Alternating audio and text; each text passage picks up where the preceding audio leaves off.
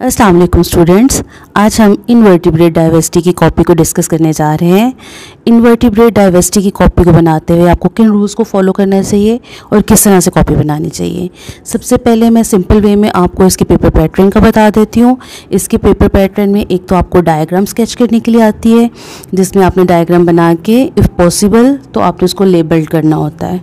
Secondly आपको classification का question आता है और थर्ड आपको फीचर्स का क्वेश्चन आता है, जिसमें आपने डिस्टिंग्विशेबल फीचर्स लिखने होते हैं जो उस स्पेसिमेन को दूसरे से डिस्टिंग्विश करते हैं। ठीक है, तो मैं तो आपको सजेस्ट करूँगी कि आप अपने पेपर पैटर्न के अकॉर्डिंग ही अपनी प्रैक्टिकल नोटबुक बनाएं, ताकि तैयारी करने के बाद आपको आसानी हो।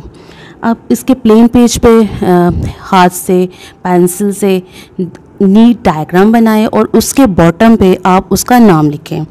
ठीक है, और उसके टॉप पे आप उसका नाम नहीं लिखेंगे। सेकंड पॉइंट आ जाता है आपके क्लासिफिकेशन यूजुअली पेन पेज पे होती है, कुछ जगहों पर पेंसिल पेज पे भी लिखवाया जाता है। ठीक है, थर्ड आ जाते हैं उसके डिस्टिंग्विशेबल फीचर्स, जो कि आप पेन पेज पर लिखेंगे। यहाँ पर जो इम्पॉर्टेंट चीज़ है, एक इम्पॉर्टेंट पॉइंट जिसमें अक्सर स्टूडेंट मिस्टेक कर देते हैं, वो ये है कि अगर तो आप किसी भी स्पेसिमेन का कॉमन नेम लिख रहे हैं, जैसे कि मैं फॉर एग्जांपल आपको स्टारफिश का नाम बता देती हूँ, तो आप इसको किसी भी राइटिंग स्टाइल में लिख सकते हैं, वो आपका करेक्ट रहेगा। लेकिन अगर आप उसका साइंटिफिक नेम लिख रहे हैं उसके नीचे या पेन पेज के टॉप पर, तो आपको उसके लिए साइंटिफिक रूल्स को फॉलो करना होता है। ठीक है, आप उसको अपनी किसी भी राइटिंग स्टाइल में नहीं लिख सकते। साइंटिफिक रूल्स में आपको पता है आपको बाइनोमियल नोमेनक्लेचर के रूल को फॉलो करना होता है। फर्स्ट नेम जो होता है आपका जेनरिक नेम होता है और जेनरिक नेम का फर्स्ट लेटर कैपिटल होता है।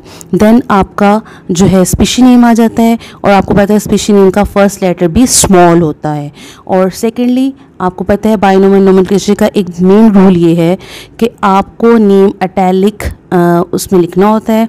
चूँकि आप हैंड रिटन कॉपी बना रहे होते हैं और उसमें कोई इटैलिक स्टाइल नहीं होता, कुछ स्टूडेंट ऐसे करते हैं कि राइटिंग को टेढ़ा करके लिख लेते हैं, जो कि टोटली रॉन्ग है। आपको इसके नीचे अंडरलाइन करना है, हैंड रिटन में इटैलिक स्टाइल नहीं होता। ठीक हो गया, होपफुली आपने इस चीज़ को अंडरस्टैंड कर लिया होगा।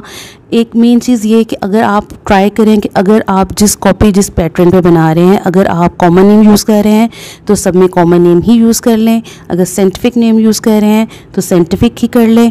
लेकिन सबसे इम्पॉर्टेंट ये है कि आप अगर साइंटिफिक नेम यूज़ कहीं पर भी कर रहे हैं तो आपने उसको according to scientific rules and regulations लिखना है। ठीक है, इसके अलावा आप कुछ एक्स्ट्रा चीज़ें कॉपी में लिख सकते हैं, लेकिन अगर आप ये 3 पॉइंट्स को ही डिस्कस कर लें तो भी आपकी कॉपी के लिए काफ़ी होगा। कुछ लोग हैबिटेट और उसकी इंपॉर्टेंस लिख देते हैं, गुड है अगर आप लिखना चाहते हो, लेकिन ये 3 चीज़ें मस्ट होती हैं जिसे आप स्किप नहीं कर सकते।